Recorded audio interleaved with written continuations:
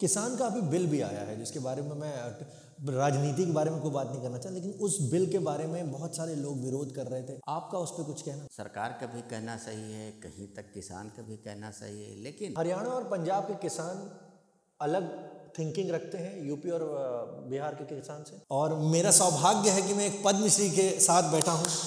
तालियों के साथ मैं स्वागत कर रहा हूँ आपका कि पढ़ाई से सब कुछ नहीं होता है भाई, मेहनत बहुत बड़ी चीज़ होती है। एक फिल्म आई थी अभी रिसेंटली, 12वीं फेल, और आप कितना पढ़े?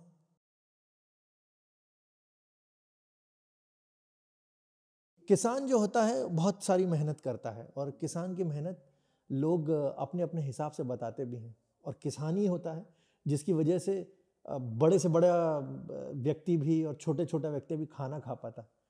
तो आज जब आप जैसा किसान मेरे सामने बैठा है, तो आप किसान को कैसे बताना चाहेंगे? किसान कौन है आपके हिसाब से? नहीं, किसान तो वही है जो खेती में जोतता है, मतलब खेती में पैदा करता है, जो हल चलाता है और बोता है और काटता है, उसको किसान कहा जाता है। बिल्कुल, उसी को तो किसान कहा जाता है ना, जो खेती में बो करके फसलें उगाता है, चाहे गेहूँ हो, चाहे चावल हो, चाहे कोई भी यदि खाने की कोई चीज़ है तो किसान ही उगाता है। चाहे वो पशुपालन है या डेयरी है, मछली है या मीट है, जो भी पैदा करता है वो किसान ही पैदा करता है, तो उसको हम किसान कहते हैं जी। एक फिल्म आई थी अभी रिसेंटली, 12वीं फेल, और आप कितना पढ़े हैं? नहीं, हम तो कक्षा 8 हमने उत्तीर्ण किया है और हाई स्कूल फेल हैं, मतलब 9th भी पढ़ा। बस मैं इसी वजह से आपसे पूछ रहा था। मैं यही जानना चाह रहा हाई था स्कूल हम फेल हैं कि पढ़ाई से सब कुछ नहीं होता है भाई, मेहनत बहुत बड़ी चीज़ होती है। और अभी जो 12th फेल फिल्म आई थी, मुझे उसी से याद आया कि कितनी मेहनत उन्होंने करी थी। वो आईपीएस अधिकारी बने उस फिल्म में, लेकिन आपकी जो मेहनत है, जो आज लोग धीरे धीरे समझ रहे हैं, उसके बारे में मैं जानना चाहूँ। आप पद्मश्री भी हैं। जी हाँ, जी हाँ, हाँ। और मेरा सौभाग्य है कि मैं एक पद्मश्री के साथ बैठा हूँ। तालियों के साथ मैं स्वागत कर रहा हूँ आपका। और मुझे बहुत खुशी है कि ये मतलब इतना सब कुछ आपने अचीव कर रखा है। मैं पीछे अगर दिखाएंगे हमारे अनिरुद्ध जी, तो बता सकते हैं कि कितने कितनी अवार्ड्स मिले हैं। ये पूरा कमरा इस अवार्ड से भरा हुआ है आपका, जिसमें सीएम साहब हैं, पीएम साहब हैं, कोई बाकी नहीं है। जो जब से हमने खेती शुरू किया है, भारत के करीब 4 राष्ट्रपति जी से हमसे मुलाकात हुई है। उन्होंने भी हमको अलग अलग प्रोग्राम में सम्मानित किया है। कलाम साहब हैं, रामनाथ कोविंद जी हैं, माननीय हमारे राष्ट्रपति जी हैं, और यहाँ तक कि 2011 में, 2013 में माननीय जो इस समय प्रधानमंत्री जी हैं, तब वो मुख्यमंत्री थे गुजरात में, तो हम जा कर के उनको भी अपनी खेती की बात हमने बताया।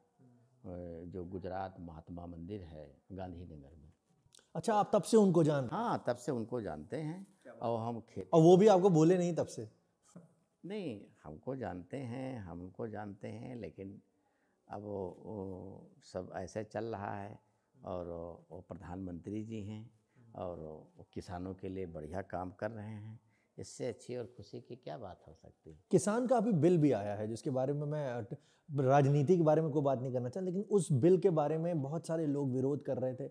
आपका उस पर कुछ कहना? ये बिल तो पहले आया था जी, अब पहले आया था। इस समय फिर किसानों ने हाँ, मांग फिर की से थी वही थी कि एमएसपी की गारंटी दी जाए।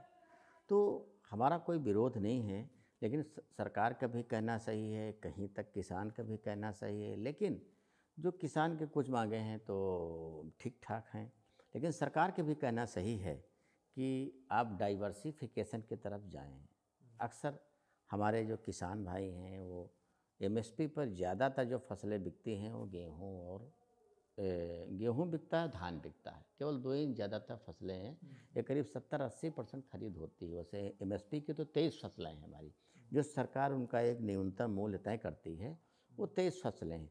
लेकिन केवल ज़्यादातर जो एमएसपी की खरीद है वो कोटा पंजाब और हरियाणा से ही पूरा हो जाता है। हमारा जो मानना है 70 से 80%। तो यदि अब बहुत सारी फसलें हमारी, कोई गारंटीज नहीं, जो सरकार कह रही है ठीक, बहुत सारी फसलें हमारी एमएसपी के ऊपर बिक रही हैं, जैसे दलहनी फसल है, तिलहनी फसल है, जो भी दालें हैं देखो आज कितनी तेज महंगे रेट पर बिक रही हैं। एमएसपी से कम 15 से 20 से 25 रुपये किलो ज़्यादा बिक रही हैं। किसान भाइयों को इसका लाभ मिल रहा है। हम तो ज़रा दूसरी तरफ तो हमको उन फसलों की खेती करना चाहिए, मक्का है, उड़द है, अरहर है और सरसों है, तो जिसमें हमको एमएसपी की ज़रूरत ही नहीं पड़े, ऐसे हमारा महंगा बिक रहा है। तो हमारे किसान, हम तो यही कर रहे हैं, हम ये सोच रहे हैं जो हमारे किसान भाई हैं उनको डाइवर्सिफिकेशन की तरफ जाएं, विविधीकरण की तरफ अपनाएं। क्यों हम बार बार उनके पास खड़े हों कि हमारी फसल बेच दिए। देखो सीधा सा जो फंडा है, हमने देखा है कि मार्केट में डिमांड एवं सप्लाई, हमको उन फसलों की खेती करना है कि मार्केट की मांग क्या है, ये भी देखना है।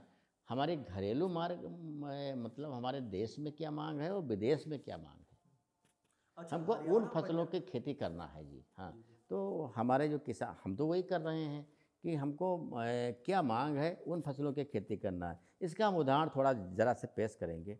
पिछली बार आलू कोई 5 रुपये किलो नहीं लेने वाला था, 7 रुपये किलो हमारे किसान भाइयों का खेत से बिक रहा था। इस समय आलू हमारे किसान भाइयों का 14 से 15 रुपये किलो बिक रहा है, जबकि बस सरकार का कोई रोल नहीं, मांग है। ये प्रोडक्शन कम आया है, एक ये वजह हो सकती है, एक थोड़ा प्राकृतिक आपदा हो सकती है। तो हम तो किसान भाई से कहेंगे कि आप उन फसलों की खेती करें जिनकी बाज़ार में मांग है। आज हरी सब्जियों की बहुत बड़ी मांग है बाज़ार में, हमारी दलहनी तिलहनी फसलों, दाल की और तिल की, तेल की फसलों की बहुत बड़ी मांग है। तो बिल अपनी जगह है, लेकिन हम किसान भाइयों को अपना रास्ता अलग चुनना है। क्या दिक्कत है? हरियाणा और पंजाब के किसान अलग थिंकिंग रखते हैं यूपी और बिहार के किसान से? नहीं, उनकी अलग थिंकिंग है। वो एक तो हमारे राजधानी के पास में हैं, थोड़ा हम ये भी समझते हैं कि वो लोग हमसे थोड़ा ज़्यादा जो पूर्वी उत्तर प्रदेश के किसान हैं थोड़ा ज़्यादा जागरूक हैं। ज़्यादा जागरूक हैं और थिंकिंग भी अलग रखते हैं। हालांकि ये हमको कहने में कोई संकोच नहीं है कि जो तकनीक की बात करें तो पंजाब हरियाणा से ही शुरू हुई। जो हरित क्रांति आई तो उन्होंने ही ज़्यादा उत्पादन बढ़ाया और फर्टिलाइज़र डाल करके नए तरीके की आधुनिक खेती उन्होंने शुरू की।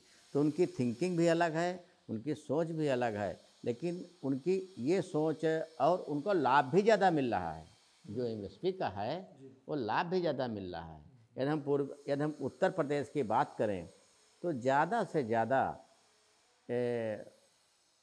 उनकी ये तुलना करें तो उनकी खरीद 80% हो रही है, तो हमारी खरीद 30 से 40% हो रही है। और ख़ास तौर पर जो हमारे हालांकि उनसे हमारी कहीं तक हमारे पास पानी भी बढ़िया है, उत्तर प्रदेश में जलवायु भी अच्छी है, पूर्वी उत्तर प्रदेश की ज़मीन इतनी अच्छी है, इतनी उपजाऊ है, उनसे कहीं हम पीछे नहीं हैं। थोड़ा हम लोगों को उसमें जानकारी की ज़रूरत है। वो लोग थोड़ा मेले में, सेमिनार में या किसान के समारोह में वो थोड़ा जानकारी ज़्यादा इकट्ठा करते हैं। जितने ज़्यादा हमारे पास जानकारी हो, ज्ञान से बड़े कोई चीज़ नहीं है, तो लोग ज्ञान को ज़्यादा अर्जित करते हैं। हमारे पूर्वी उत्तर प्रदेश किसान भाई हैं, थोड़ा इस पर वो कम ध्यान देते हैं। और हमारा जो उत्तर प्रदेश है वो गन्ने की खेती थोड़ा पश्चिमी उत्तर प्रदेश में ज़्यादा है, पूर्वी उत्तर प्रदेश में थोड़ी और एक यहाँ पर है। हमारे पास जो हम लोग थोड़ा पीछे हैं, तो हमारे यहाँ जोत भी छोटी है उनसे, इसलिए जो पंजाब और हरियाणा के किसान, लेकिन केवल उनका मेन काम है गेहूँ पैदा करना और धान पैदा करना। वो 80% एरिया में गेहूँ धान ही की खेती ही करते हैं पंजाब के, हरियाणा के किसान।